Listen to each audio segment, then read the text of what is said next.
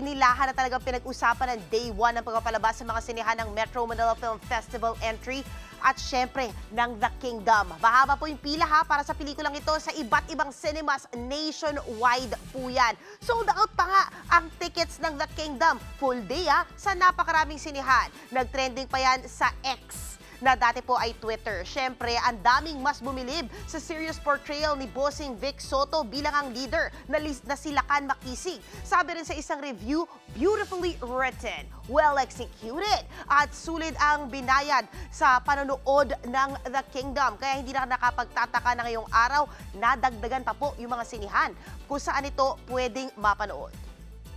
Artistic, visually awesome, timely, napapanahon, maraming mga naka-embed na mga messages na pwede nating pag-isipan.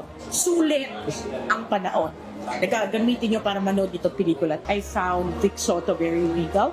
You can see the pain in his face without actually saying it or, crying, or it was just very regal pain. Suportahan po natin ang The Kingdom at ang iba pang MMFF entries ngayong Kapaskuhan at syempre ngayong holiday season.